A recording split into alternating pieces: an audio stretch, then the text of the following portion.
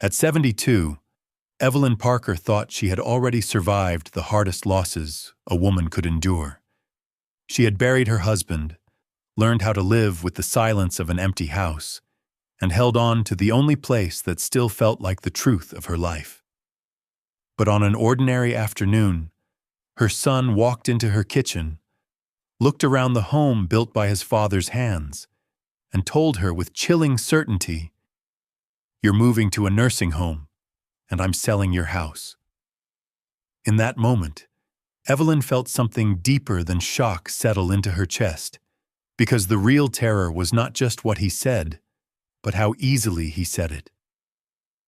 And as the late sunlight fell across the kitchen table, one question refused to leave her mind. Was Daniel trying to save his mother, or was he getting ready to take everything from her?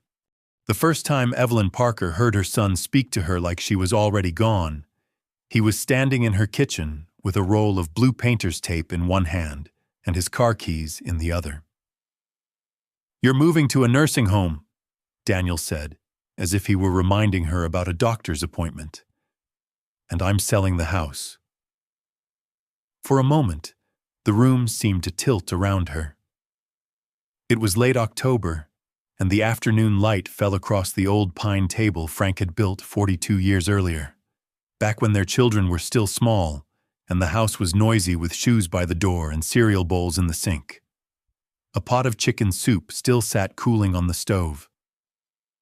Evelyn had been slicing carrots when Daniel walked in without knocking, talking before she had even set the knife down. Outside, the maple tree in the front yard shook loose another handful of red leaves. Inside, everything held still. Evelyn looked at her son, really looked at him, and tried to fit that sentence inside the shape of the boy she had raised. Daniel was 46 now, broad-shouldered like his father had been, with deep lines around his mouth that had come too early. He looked tired. He also looked certain. That was the part that frightened her most.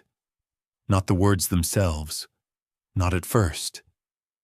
It was the certainty, as though this had already been decided somewhere else, by someone else, and she had simply been invited to hear the verdict.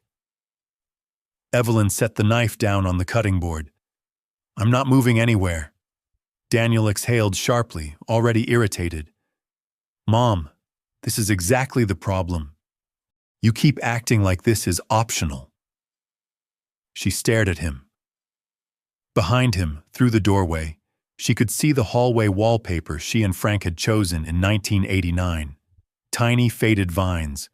One corner had started peeling near the thermostat. Frank had always said he would fix it one of these days. Then he had died before he could. Nothing in that house had ever felt temporary to Evelyn Parker. Not the scratch marks on the laundry room door from when their collie used to get excited during thunderstorms. Not the dent in the banister where Claire had dropped a roller skate.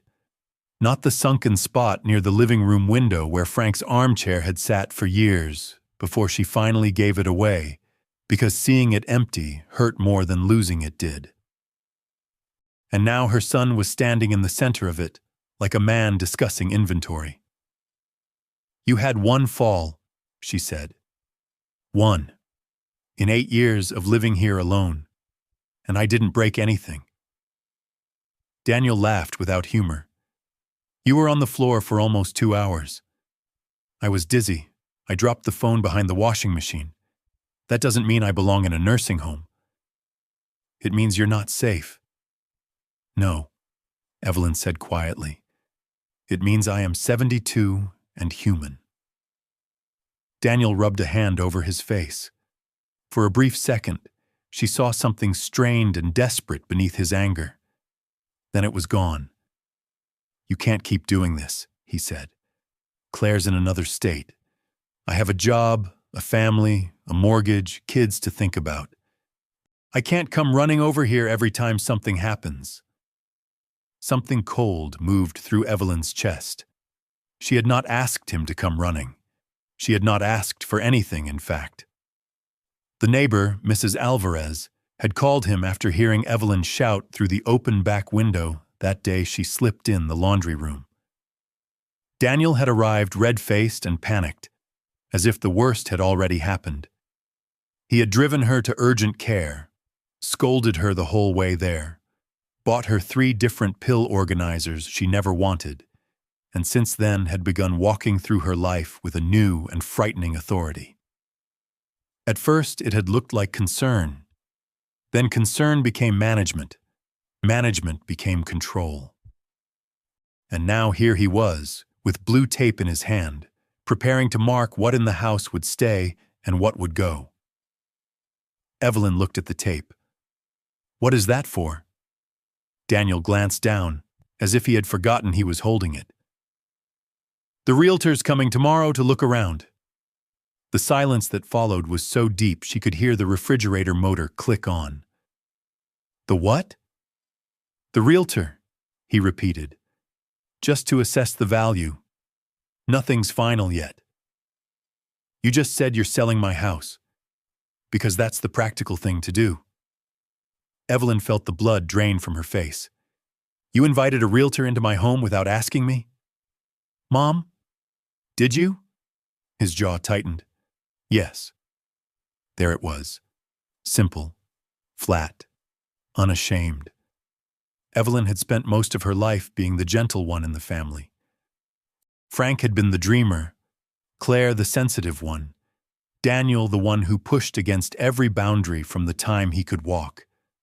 Evelyn had often smoothed things over before they broke. She had done it in marriage, in motherhood, in church committees, in neighborhood disputes, in every ordinary place where women of her generation were expected to absorb tension and call it grace. But something in her had grown less willing with age, or perhaps it had only grown tired.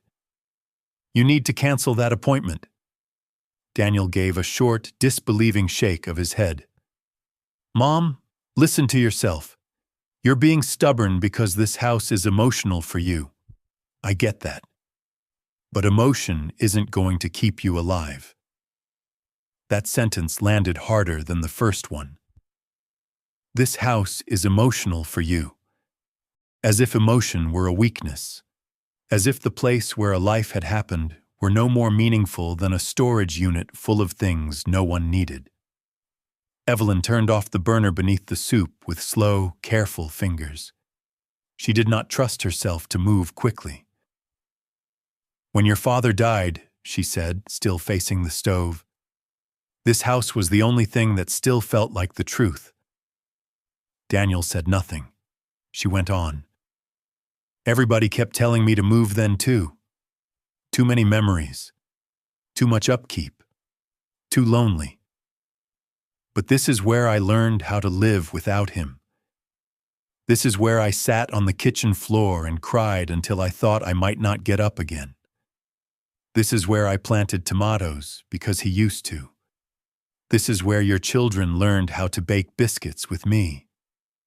This is where Claire sleeps when she comes home at Christmas. This is where your father built shelves for all his old records. This house is not emotional to me, Daniel. It is my life." For the first time since he arrived, her son looked unsettled, but only for a second. Then his face hardened again, and with it came a tone she had heard more often in the past few months. A tone that sounded less like a son speaking to his mother and more like a man explaining reality to someone he had already decided was unreasonable.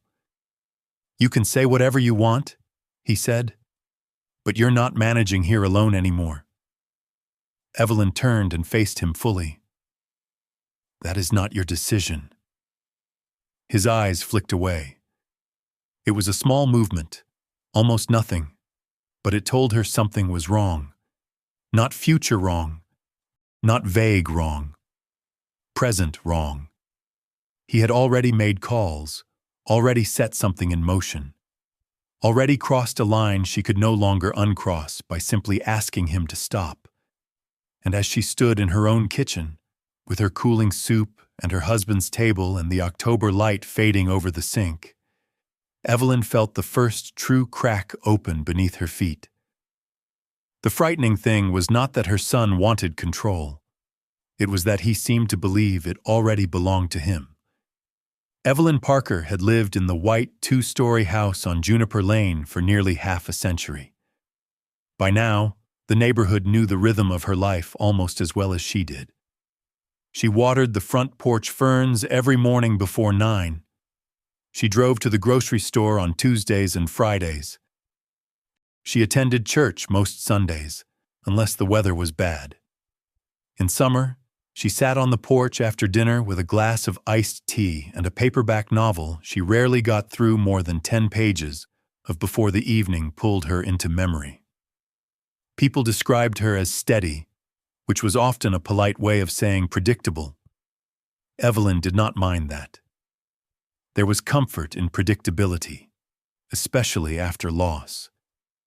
Since Frank's death 8 years earlier, she had rebuilt her days into something modest and dependable, not joyful all the time, but manageable. She had learned the shape of solitude, and while she would never have chosen it, she had made peace with it in the way older women sometimes do, by turning survival into routine and routine into dignity. She and Frank had not had a perfect marriage. No long marriage ever really was. He could be careless with money, overly confident in plans that had no real foundation, and stubborn enough to turn small disagreements into long silences.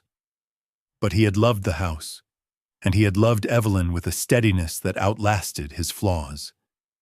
He had built their life with his hands. A backyard swing set, a stone border around the garden, the table in the kitchen, the bookshelves in the den, the cedar chest at the foot of their bed. Even now, after all these years, the house felt filled with him, not like a ghost, but like a language Evelyn still spoke. Their daughter Claire understood that.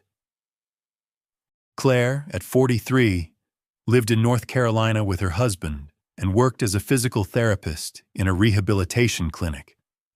She called almost every evening. She remembered birthdays, sent articles Evelyn never finished reading, and spoke with the soft, careful patience of someone who had spent her life trying not to make things harder for anyone else. Daniel, on the other hand, had always moved through life as though the world were slightly behind him and needed to catch up. As a boy, he had been bright, restless, charming when he wanted to be, and impossible when he did not. Frank used to call him all spark and no brakes. Teachers said he had potential. Coaches said he lacked discipline. Girlfriends came and went. Jobs did too. Still, Evelyn had loved him with the same fierce and ordinary devotion mothers give children who make them worry. Especially then. Perhaps especially because of it. Daniel eventually married Lauren, a woman with perfectly highlighted hair and a smile that always looked 1 degree too polished to be warm. They had 2 children, Sophie and Ben, both teenagers now, polite enough when they visited, though increasingly distracted by their phones and the fast, sealed-off world of their own lives. Daniel worked in regional sales for a home improvement company and talked often about numbers, commissions, and market shifts in a way that made Evelyn's eyes glaze over. He and Lauren lived 25 minutes away in a newer subdivision full of identical mailboxes and streets named after trees that did not grow there. For years, Evelyn had told herself that Daniel's intensity was simply adulthood pressing in on him. Bills, work, parenthood, the 1,000 frictions that tighten a person's face and shorten a person's patience. But after her fall in the laundry room that September, something changed. At first, he was attentive in ways that almost touched her. He installed brighter light bulbs in the hallway. He ordered a shower chair she never wanted. He brought over a stack of forms about senior living options that she set aside unread. He insisted she start sharing her location with him through an app she did not understand how to use. He spoke often about safety. Then he began talking about efficiency. He started asking questions that did not sound like concern. How much did she have in savings? Had she updated the deed? When was the last time she looked closely at property taxes? Had she considered that houses in her neighborhood were selling above asking right now? He wanted copies of documents. He offered to streamline her bills. One afternoon, he changed the password on her online banking because scammers target seniors. Another time, he removed the step stool from the pantry and said she no longer needed to be climbing for anything. The house gradually stopped feeling like a place where Evelyn lived and started, in his presence, to feel like a problem he was solving. She mentioned some of this to Claire on the phone, though at first she tried to make it sound smaller than it was.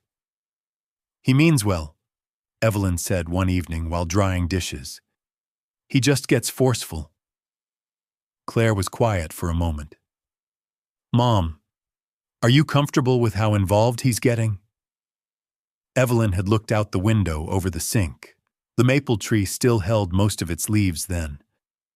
"I don't know," she admitted. That was the truth. She did not know. Part of her was grateful not to be entirely invisible in her old age. There was tenderness in being worried over, even clumsily.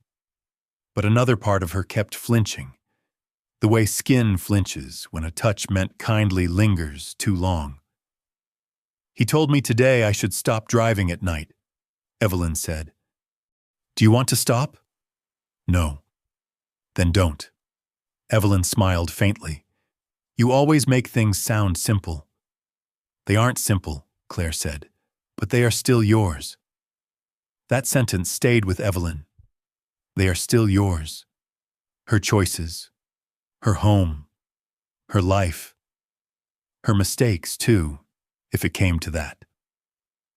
But Daniel spoke as though age had shifted ownership itself, as though getting older meant becoming a committee decision. In the weeks before the confrontation in the kitchen, there had been other moments, small ones, sharp ones. At Sunday lunch, Daniel had told Lauren, right in front of Evelyn, that the downstairs den could be converted into a bedroom if Mom has to move in with us for a while. At the pharmacy, he asked the pharmacist to explain side effects directly to me, just in case she forgets. At church, he introduced Evelyn to a woman from his office whose father had done really well in assisted living, and the whole exchange had the staged quality of a conversation arranged in advance. Each incident was small enough to dismiss on its own. Together they formed a pattern Evelyn could no longer ignore. She began sleeping badly. She started checking the locks twice before bed, not because she feared a stranger, but because she dreaded waking to find decisions had been made around her while she was resting. The strange thing was that Daniel did not act like a villain. That would have been easier to understand, easier to resist. He acted like a man who believed he was entitled to rescue everyone from the inconvenience of uncertainty. And somewhere under that certainty, though Evelyn could not yet name it, there was urgency. The morning after he announced the sale, Evelyn woke before dawn with a pressure in her chest that felt almost like grief. The house was still dark. The refrigerator hummed. A car passed somewhere far down the street. She lay under the quilt and listened to the old settling sounds of the home she knew better than any other place in the world. Nursing home, selling the house. The words had the blunt, irreversible weight of doors shutting. She rose at 6, made coffee, and sat at the kitchen table with her hands wrapped around the mug until the sky began to pale. Then she called Claire. Her daughter answered on the third ring, voice thick with sleep. "Mom?" "I'm sorry," Evelyn said at once. "I know it's early." Claire woke up immediately. "What happened?" Evelyn hesitated. She had spent decades learning how to describe pain gently, to sand down the edges before handing it to someone else. Even now, with her stomach still tight from the night before, instinct told her to make herself understandable before making herself alarming. Daniel came by yesterday. Claire was silent for a beat. And? He told me I'm moving to a nursing home. The quiet on the line changed shape. What? And he said he's selling the house. Claire sat with that long enough that Evelyn could picture her upright in bed now, hand to her forehead, fully awake. Mom, Claire said carefully, did he say that exactly? Yes. Did you tell him no? Yes. Did he listen? Evelyn let out a sound that was almost a laugh. No. Claire inhaled slowly. Okay. First, he cannot do that. Second, has he had you sign anything? No. Has he brought any paperwork? Not yet. Then do not sign anything. Nothing. I don't care what he says it's for. Evelyn stared at the steam rising from her coffee. He has a realtor coming today. What? He invited her without asking. Claire muttered something under her breath that Evelyn had not heard her say since college. I'm coming, Claire said. You don't have to do that. Yes, I do. You have work. I'll figure it out. Evelyn closed her eyes briefly. Relief moved through her, followed immediately by guilt. Claire was always the one who rearranged herself when the family was in distress. Daniel made demands. Claire absorbed fallout. That had been the pattern since childhood, though Evelyn had spent years refusing to see how clear it was. I don't want to turn this into a war between you and your brother, she said. Claire's voice softened. Mom, it already is something. Pretending it isn't won't help. After they hung up, Evelyn sat for a long time at the table. By 9:30, Daniel texted, Realtor at 11. Please try to stay calm and open-minded. The message made Evelyn so angry she almost felt young again. At 10:15, she did something she had not done in years. She went to the hallway closet, pulled down the metal lockbox from the top shelf, and carried it to the kitchen table. Inside were copies of tax statements, insurance papers, Frank's death certificate, the original deed, and a sealed envelope in Frank's handwriting she had never opened. She had seen it many times. For Evelyn, only if needed. Frank had left it there the winter before he died, during the brief period after his diagnosis when practical matters began multiplying around them, and neither of them yet knew which would matter later. She had almost opened it after the funeral. Then she had not. Something about the handwriting had felt too alive, too close. Now she ran her fingers over the envelope flap. Only if needed. Perhaps, at last, it was needed. But before she could open it, the doorbell rang.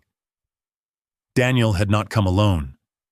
With him stood a woman in a camel coat holding a leather portfolio and smiling the professional smile of someone prepared to admire crown molding and discuss square footage. Morning, Mrs. Parker, the woman said brightly. I'm Denise Holloway. Your son asked me to stop by and... No, Evelyn said. Denise blinked. Daniel closed his eyes briefly as if exhausted already. Mom, please. No, Evelyn repeated. There seems to have been a misunderstanding. My house is not for sale. An awkward stillness opened on the porch. Denise recovered first. Of course, she said, stepping back slightly. I'm sorry. I didn't mean to intrude. You didn't, Evelyn said, and looked directly at Daniel. But someone did. Denise, who was clearly not interested in standing in the center of a family crisis before lunch, murmured a quick goodbye and left almost immediately. Daniel turned to his mother the second her car backed out of the driveway. You didn't have to humiliate me. Evelyn folded her arms. I think you've confused humiliation with being told no.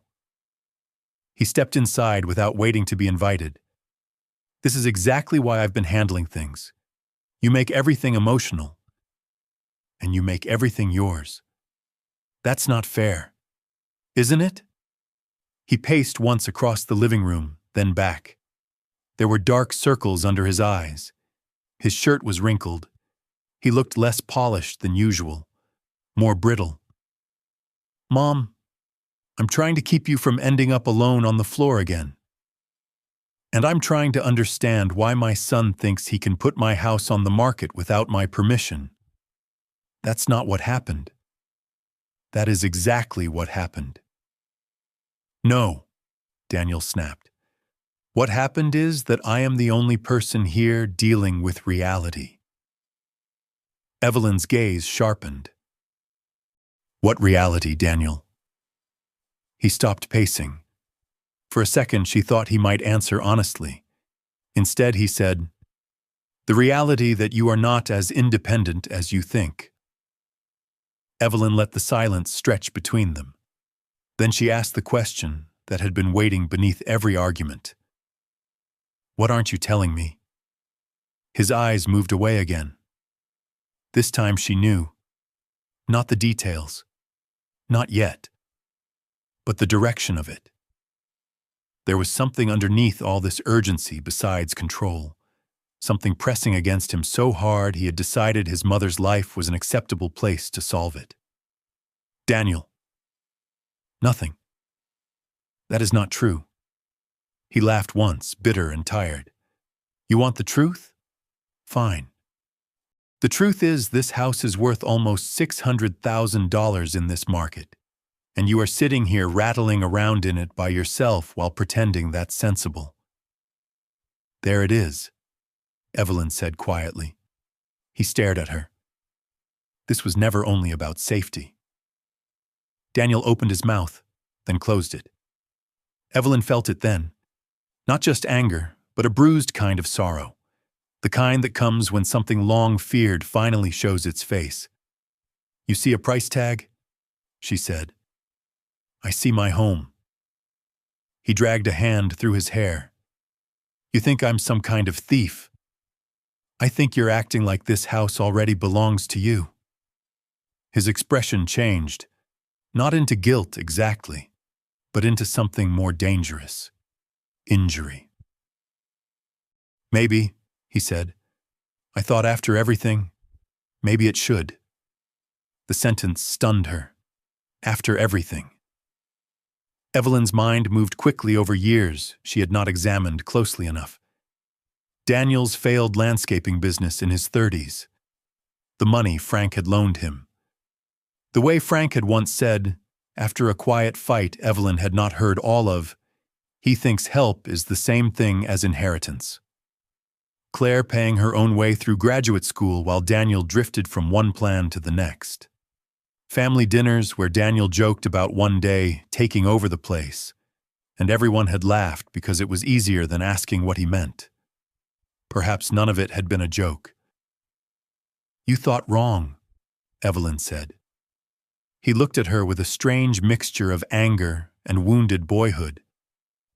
Dad said this house was for family. It is. Then what do you call me? Before Evelyn could answer, the front door opened again. Claire stepped inside with an overnight bag over one shoulder and a face gone pale from the drive. She took in the scene at once. Daniel rigid beside the stairs, Evelyn standing in the living room with one hand braced on the back of the sofa, the air thick with something already broken. Good, Daniel said flatly. Now we can do this with an audience. Claire set down her bag. What exactly are we doing, Daniel? He gave a humorless laugh. Saving Mom from herself. Claire looked from him to Evelyn. Mom? He brought a realtor. Claire turned back to her brother with such open disbelief that even he seemed to flinch. You did what? Oh, don't start. No, Claire said. You don't get to tell me not to start after you tried to list our mother's house like she's dead. The word landed hard. Dead. Daniel's face changed. So did Evelyn's. For one terrible instant, Frank's absence stood in the room with them all. Daniel recovered first by getting angry. That's not what this is. Then what is it? Claire asked. Because from where I'm standing, it looks a lot like you decided Mom's life was inconvenient and started liquidating. This is why I didn't want you involved. Claire almost laughed. You mean because I would stop you? I mean because you fly in from another state, act shocked, and then disappear while I'm the one left handling everything.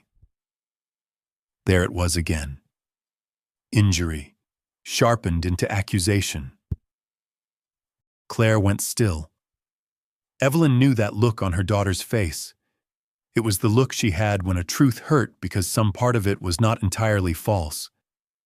Claire did live far away. Claire was not here for the day-to-day. Claire did get to remain, in some ways, the loving daughter preserved by distance while Daniel dealt with the unglamorous nearness of aging. But what Daniel was saying was still not the whole truth. You are not handling everything, Evelyn said. You are taking over everything.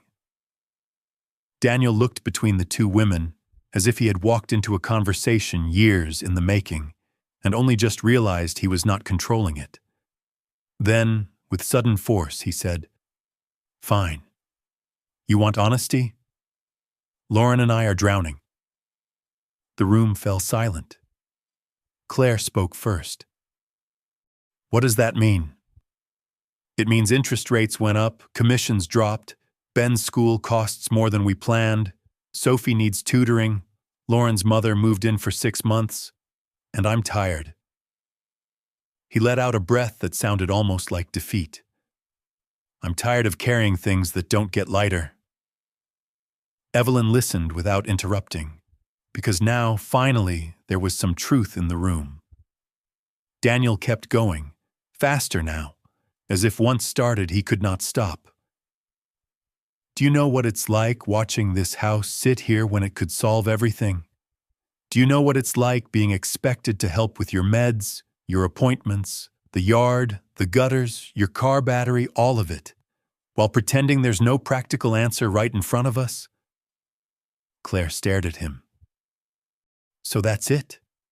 You're going to move Mom into a nursing home to fix your finances? That's not what I said. It's exactly what you said. I said the house could solve everything. Evelyn felt something inside her settle into a colder, clearer shape. Not because she now understood everything. She did not. But because at last, the masks had slipped enough for the heart of it to show. Daniel was afraid. Afraid of money. Afraid of failure. Afraid of being the son who could not keep his own family secure. Afraid, perhaps, of becoming his father in all the worst ways. Proud, overextended, promising more than life would allow. And fear, when mixed with entitlement, could become something ruthless. Evelyn spoke very quietly. My house is not your answer. Daniel looked at her with raw frustration. Then what am I supposed to do? The question might have moved her once. Perhaps it still did, a little, but not enough. Not this, she said. That afternoon ended without resolution. Daniel left angry. Claire unpacked in the guest room. Evelyn opened Frank's letter. She took it to the kitchen table after dinner, hands trembling harder than she wanted them to. Claire sat across from her, saying nothing. The paper inside was dated 3 months before Frank died. Evie, if you are reading this, then something in the future has become complicated enough that I'm not there to stand in the doorway and make it worse before I make it better. I'm leaving this because I know our son. I love him, but I know him. He reaches for what feels like certainty when he's scared. Sometimes that means making decisions too fast and calling it strength. This house is yours, not eventually, not in spirit, not to the family, yours. I had the deed updated after the refinance years ago. Ask Mr. Corman if there's confusion. He has the file. Do not let guilt do the deciding for you. Not with money, not with loneliness, not with the children. Help them if you want to. But wanting is different from being pushed.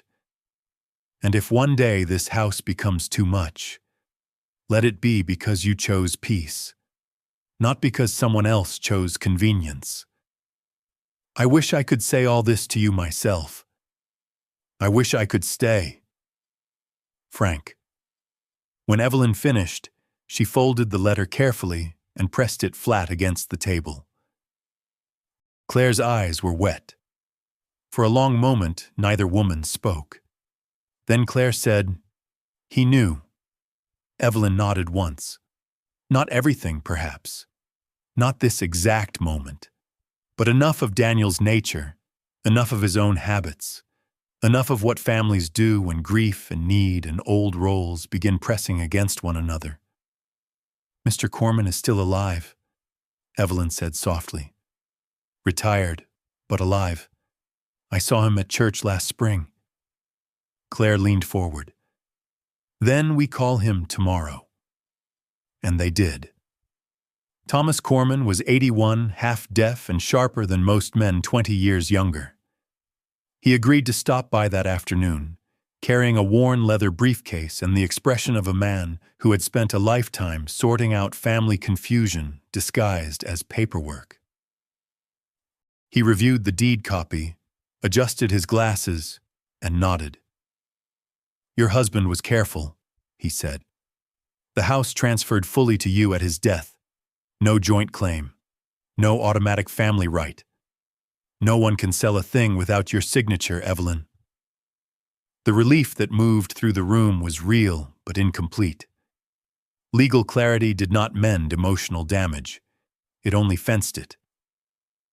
"Can Daniel contest anything?" Claire asked. Corman looked up. "On what grounds?" "He's saying she's not safe to live alone, that she may not be able to manage." Corman's expression sharpened. "Has any doctor declared her incompetent?"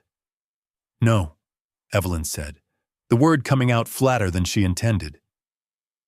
"Then this is not a legal problem," he said. "It is a family problem." Evelyn almost smiled. Of course it was. Family problems had a way of dressing themselves in practical language. Safety, help, timing, best option. What they usually meant was that love, resentment, fear, duty, and old wounds had become too tangled to name cleanly. Corman left after advising Evelyn to review her will, medical directives, and power of attorney, on her own terms, with counsel she chose. That evening, Daniel called 6 times. Evelyn did not answer. On the 7th call, Claire picked up. Evelyn could hear only her daughter's side of the conversation from the kitchen doorway. "No, she's not confused." Long pause. "No, you may not come over tonight." Longer pause. "I don't care if you're angry." Another pause. Then Claire's face changed. "What do you mean you already paid a deposit?" Evelyn went cold. Claire listened another few seconds, then said in a voice so controlled it nearly shook, "You put money down on a room? In a facility? Without asking her?" Whatever Daniel said next made Claire close her eyes. "No," she said. "You listen to me. You are done making arrangements for a woman who is still alive, still lucid, and still in her own home." She hung up. Evelyn stood very still. "A room?" Claire turned to her slowly. "At Maple Grove." Maple Grove was a nursing facility 20 minutes away, with cheerful brochures and a reputation for clean hallways, scheduled bingo, and the particular kind of kindness institutions offer when they cannot offer freedom. Evelyn sat down without meaning to. "He reserved a room," Claire came to her at once. "Mom." He reserved a room. The horror of it was almost absurd. Her son had selected a place for her, as if choosing upholstery, as if her life could be transitioned by deposit. Claire knelt beside her chair. "We'll handle it." But Evelyn was no longer hearing only Claire. She was hearing every time she had dismissed Daniel's pushiness as stress, every time she had explained away his impatience because he was busy, every time she had mistaken force for care, because admitting otherwise would have required her to face what kind of man her son had become under pressure. That night she did not sleep at all. By morning, what remained was not panic. It was resolve. The following Sunday, the family gathered at Evelyn's house because Daniel insisted they needed to talk like adults, and because Lauren, for the first time since all this began, volunteered to come. Lauren arrived with a lemon loaf from a bakery and a look of polished concern. Sophie and Ben stayed home. Claire stood by the window with her arms crossed. Daniel paced near the fireplace. Evelyn sat in Frank's old recliner replacement, not the original chair, but the one she bought later, smaller and less beloved. No one touched the lemon loaf. Lauren began. "Evelyn, I know things got heated," she said in the same tone people use at fundraisers and funerals, gentle enough to sound kind, practiced enough to remain untouched. "But Daniel is under a lot of pressure." Evelyn looked at her daughter-in-law. "And that pressure gives him authority over me?" Lauren blinked. "No, of course not. That's not what I mean." "Then what do you mean?" Lauren glanced at Daniel, then back. "I mean he's trying to think ahead." Claire gave a short laugh. "For whom?" Daniel shot her a look. "Can we do this without the sarcasm?" Claire did not answer. Lauren folded her hands in her lap. "We all want what's best for you." That phrase, Evelyn discovered, had become intolerable. "People use that sentence," she said quietly, "when they want someone else to give up power politely." Lauren's mouth tightened. Daniel stepped in. "Mom, no one is attacking you." Evelyn looked at him. "You reserved a room for me in a nursing facility." "It wasn't a nursing home. It was assisted living." "Do not rename disrespect and expect me to miss it." Claire turned away so suddenly Evelyn knew she was hiding a grim smile. Daniel ran both hands over his face. "Fine. I went too far." That admission surprised everyone, including him. He dropped into a chair across from Evelyn and leaned forward, elbows on knees. "I went too far," he repeated, sounding more tired now than defensive. "But I need you to understand something. I am trying to keep 10 things from collapsing at once." No one spoke. He kept his eyes on the floor. "We're behind on the house."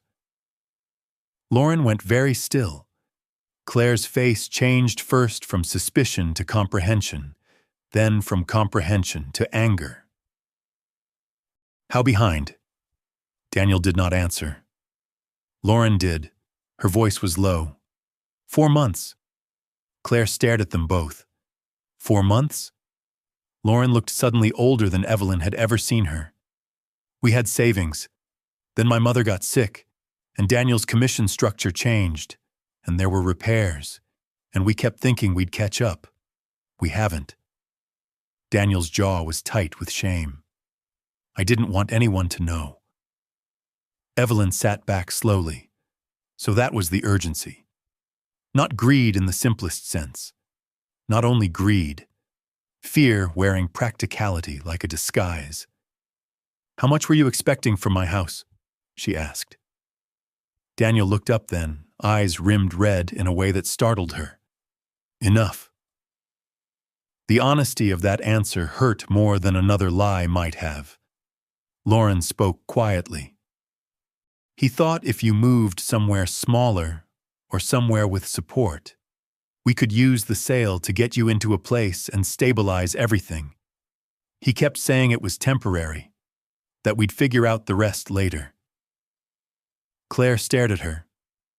And you thought this was reasonable? Lauren held the question for a moment before answering. I thought we were desperate. It was the first truly human thing Evelyn had heard from her all day. Desperate. Yes. Families did cruel things out of cruelty, but they also did them out of panic, out of humiliation, out of the raw terror of losing the version of life they had built their pride around. Evelyn could almost see the months behind Daniel's eyes now. Final notices, quiet arguments in the kitchen after the kids went upstairs, Lauren pretending not to cry, Daniel opening bills in the garage so no one would see, the slow, sickening calculation of what assets existed around him and which could be justified as available. And there was his mother, alone in a valuable house, useful, available. He had crossed into betrayal, but the path there had been paved by something more ordinary and sad than villainy. That did not excuse it. It only made it harder. Claire said what Evelyn could not yet say. You don't get to turn Mom into a bailout. Daniel flinched. No, he said. I know that. Do you? He looked at his sister then, and for the first time in years, he did not look angry so much as stripped bare. I don't know what I know anymore, he said. The room changed, not into forgiveness, not even close, but into truth. Evelyn folded her hands in her lap to steady them. Why didn't you tell me? Daniel let out a laugh that broke halfway through. Because I already know how you look at me when I fail. The sentence struck her cleanly through. Evelyn opened her mouth, then closed it. Beside the sofa, Claire stared at her brother in disbelief. Lauren looked away. And Evelyn, sitting in the room she had dusted and swept and decorated and lived inside for decades, was suddenly looking at her son, not as the man who had tried to uproot her, but as the boy who had always arrived at trouble with his defenses already raised. How do I look at you? She asked softly. He shrugged, but his face had gone red. Like I'm the one you still have to worry about. Like Claire's the one you can rest with. Claire's expression softened at once, though she said nothing. Evelyn felt memory stirring. Daniel at 13, suspended for shoving another boy.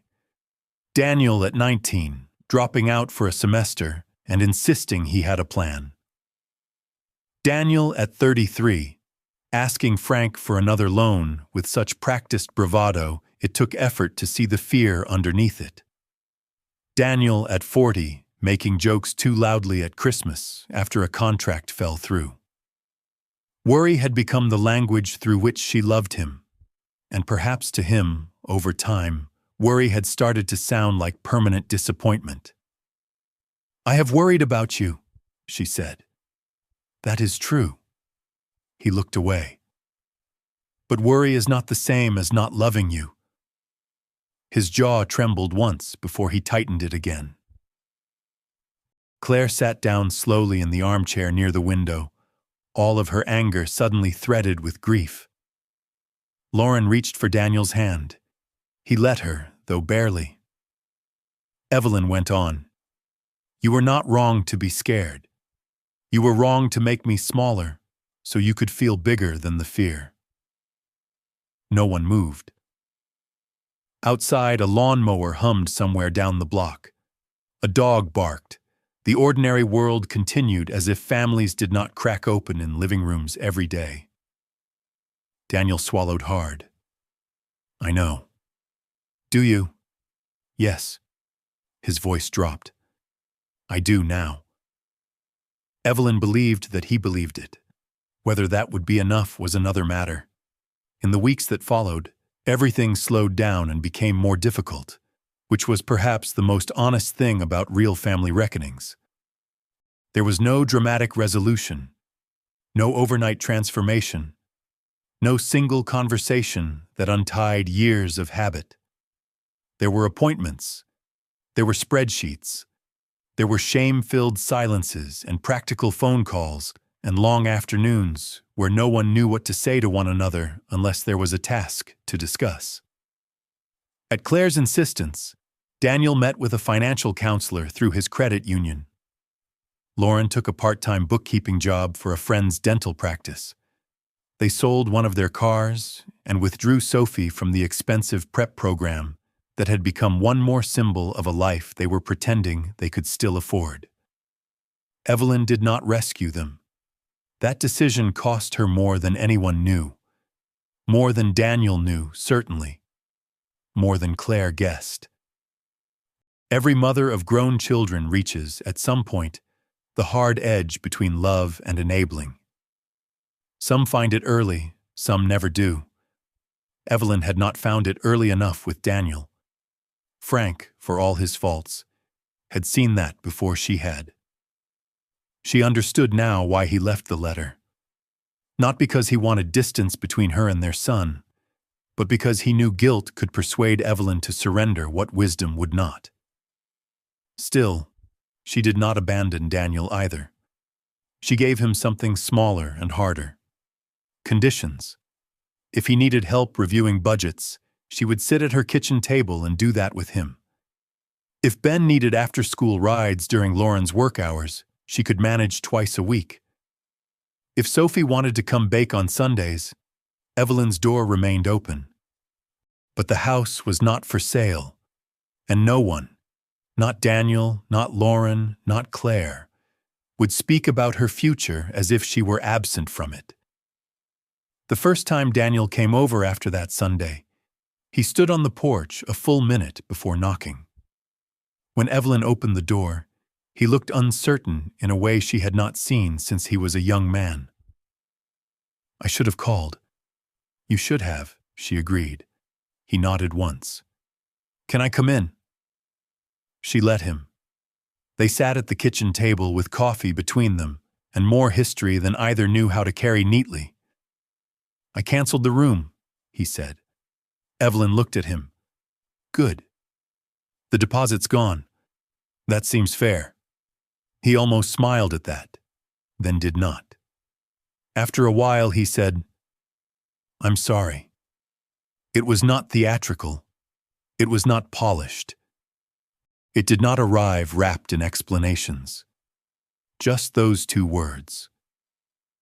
Evelyn had wanted them more than she realized, yet hearing them did not bring relief so much as sadness, because apologies do not rewind a thing. They only mark the place where denial ends. "I know," she said. He stared into his coffee.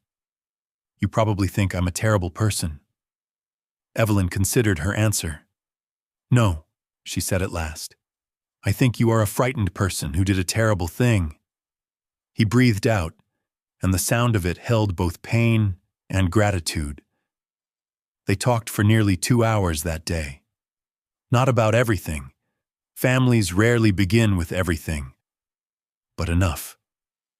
Enough for Evelyn to learn that the mortgage trouble had started almost a year earlier. Enough for Daniel to admit he had hidden notices from Lauren for weeks before she found them. Enough for him to say, quietly and without looking at her, that part of him had always assumed the house would eventually help him because it had always seemed, in his mind, like the one solid thing the family had. "And Claire?" Evelyn asked. He gave a tired shrug. Claire never needed help. From the doorway, had someone overheard, the sentence might have sounded like praise. At the table, it sounded like accusation and envy braided together. Evelyn thought of Claire paying for community college classes while working weekends. Claire driving herself to physical therapy after a knee injury because Daniel had borrowed the car and forgotten to bring it back on time. Claire at 16, quietly packing her own school lunches when Evelyn was overwhelmed caring for Frank's mother during hospice. No, Claire had not needed help in the noisy, obvious way Daniel always had. She had needed something else.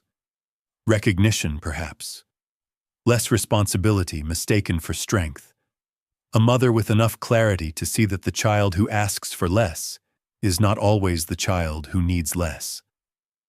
That realization came too late to change Claire's girlhood. It did not come too late to change what remained. 2 days later, Evelyn called her daughter in North Carolina and said the words she should have said years earlier. "I'm sorry," she began. And when Claire tried to interrupt, Evelyn stopped her. "No, let me finish. I have spent so much time tending to whoever was on fire that I let you become the one who was expected never to burn." Claire did not speak for several seconds. When she did, her voice was unsteady. "Mom, I thought I was trusting your strength," Evelyn said. "Maybe sometimes I was also relying on it too much." Claire cried then, quietly, in the way adults do when something old and unnamed is finally spoken aloud. Neither woman dramatized it. Neither made it larger than it was. But from that day on, something subtle and important changed between them. Truth, once said, rearranges the furniture of a relationship. Winter came early that year. By Thanksgiving, the maples were bare, and the backyard looked larger than usual, stripped down to fence lines and frost. Evelyn made the meal anyway. She considered canceling. She considered letting everyone remain in their own corners until enough time had passed to make the gathering feel less raw. But families do not heal by accident, and they do not always heal by closeness either. Sometimes they heal because one person decides the next honest thing must happen in daylight, around a table, while there is still enough love left to risk it. So she cooked.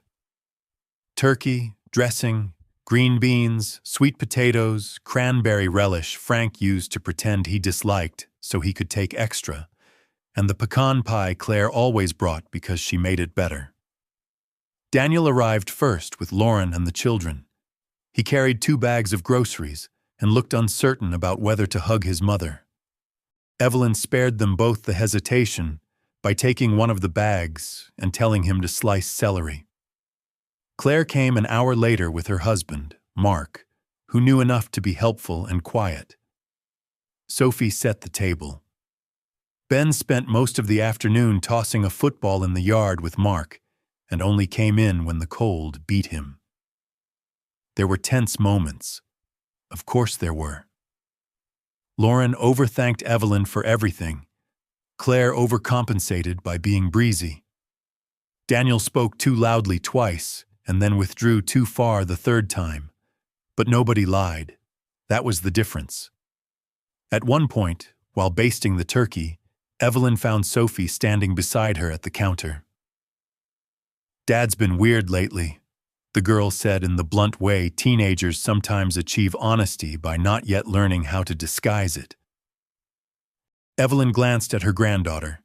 Sophie was 16, tall and thoughtful, with Daniel's dark eyes and none of his aggression. "He's had a hard season," Evelyn said. Sophie nodded. "Mom, too?" "Yes."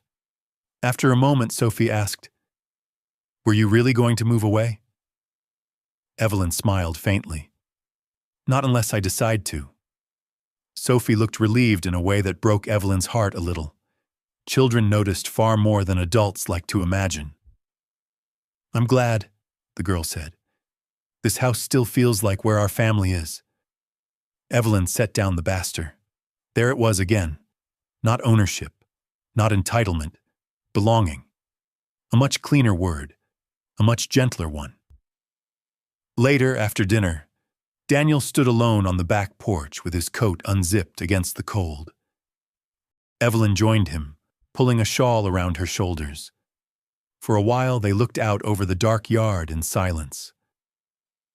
"I used to hate raking these leaves," Daniel said finally. Evelyn smiled. "You hated being told to do anything." He let out a small laugh. That sounds right. Then he grew serious again. I'm still ashamed, Evelyn nodded. I expect you should be. He accepted that. After a moment, he said, I keep thinking about what you asked. What I wasn't telling you. He stared into the yard. I think I've spent half my life trying not to feel like the one who couldn't get it together. And when things started falling apart, I grabbed the nearest thing that looked solid. The house. The house, he said. Evelyn looked at him. I was not the house. His face tightened. I know. No, she said gently. I mean something more than that. I was not the house.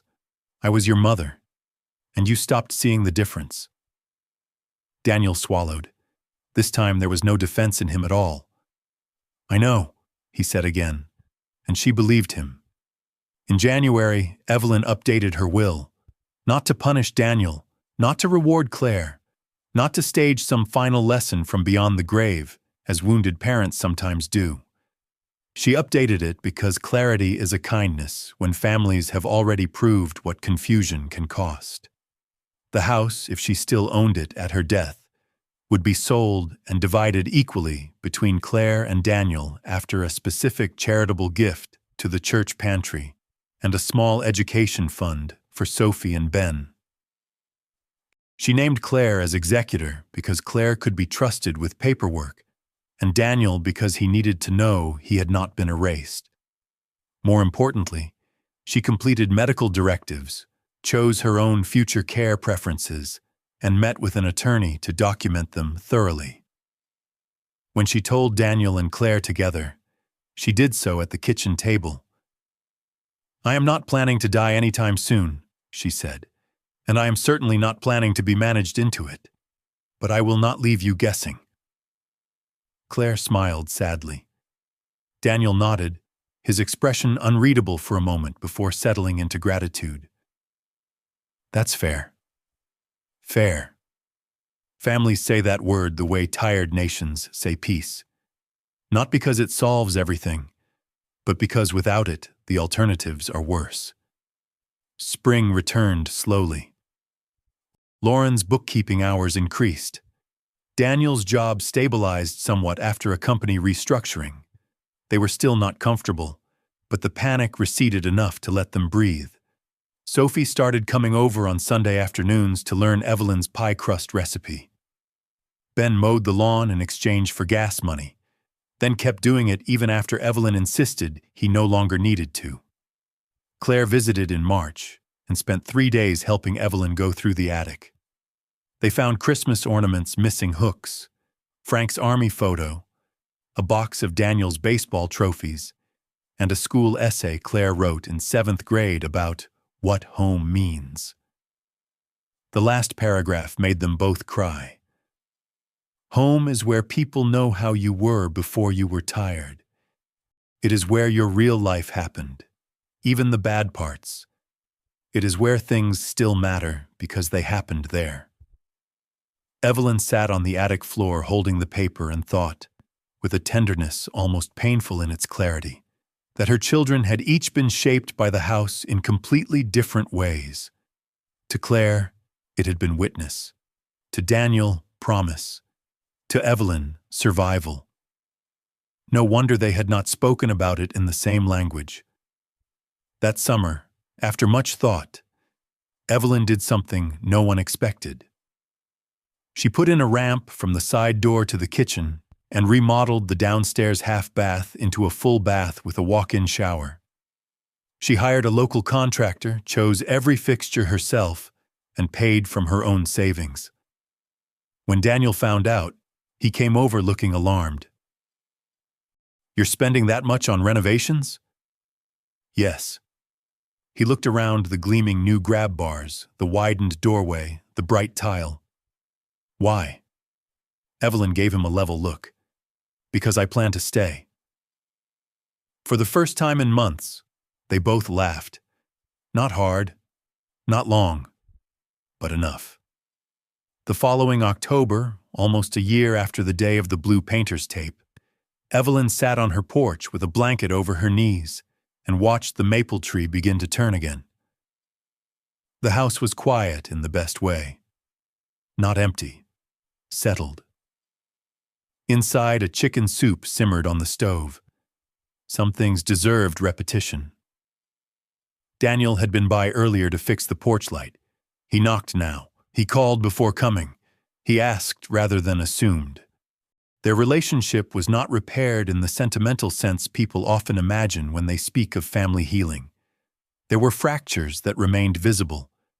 There was a caution between them that had not existed before. But caution, Evelyn had learned, was not always the enemy of love. Sometimes it was the form respect took after trust had been damaged and slowly rebuilt with effort instead of fantasy. Claire still called most evenings. Lauren had become warmer in the wake of humiliation, as if desperation had stripped polish from her and left behind a more real woman. Sophie now preferred Evelyn's kitchen to her own when she needed a place to think. Ben had grown suddenly taller and started eating with the solemn appetite of a boy becoming a man. Life had not turned into a lesson wrapped neatly in grace. It had simply become more honest, and honesty, though less dramatic than forgiveness, often lasted longer. As the light faded and the first chill moved across the yard, Evelyn thought about the sentence that had begun it all. "You're moving to a nursing home, and I'm selling your house." Once, it had felt like a threat heavy enough to crush the whole shape of her remaining life. Now it felt like a line dividing two eras. Before, she had still been living partly inside old roles. The smoothing mother, the accommodating widow, the woman who translated other people's fear into her own responsibility. After, she understood something harder and cleaner. Aging did not require surrender. Need did not erase personhood. And love, if it was to remain love at all, had to leave room for dignity. She did not know how many years she had left in that white house on Juniper Lane. None of them ever truly knew the size of what remained. One day, perhaps, the stairs would become too much. One day, perhaps, the winter ice or the quiet evenings or the maintenance would ask more of her than she wanted to give. If that day came, she would make a choice. Her choice. Not out of panic, not out of pressure, not because someone else's fear had mistaken itself for authority, because there is a difference between being cared for and being erased. Evelyn understood that now in her bones. The porch light clicked on behind her. The soup's scent drifted faintly through the screen door. Somewhere down the street, children shouted over a game before supper. A life. Still hers. Inside the house, on the top shelf of the hallway closet, Frank's letter remained in its envelope, folded again with care. She no longer needed to read it. She had already become the woman it asked her to be. And in the end, that was the quiet truth her family had needed most. Not a stronger son, not a perfect daughter, not a house kept forever, not a conflict that never happened, but a mother who finally refused to disappear before she was gone. Sometimes, the greatest miracle is not a sudden change, but the quiet strength God places in a person's heart when they refuse to give up their dignity, their faith, and their hope. In everyday life, many people carry silent pain inside their own families, inside their own homes. And this story is a reminder that even in betrayal, heartbreak, and loneliness, God can still guide us toward truth, healing, and the courage to stand firm. If this story touched your heart, please share it with someone who may need this message today. Leave a comment below and tell us where you are watching from and what this story means to you. And don't forget to subscribe to the channel for more powerful and emotional stories like this. May God bless you, protect your home, strengthen your heart, and fill your life with peace, wisdom, and unexpected miracles.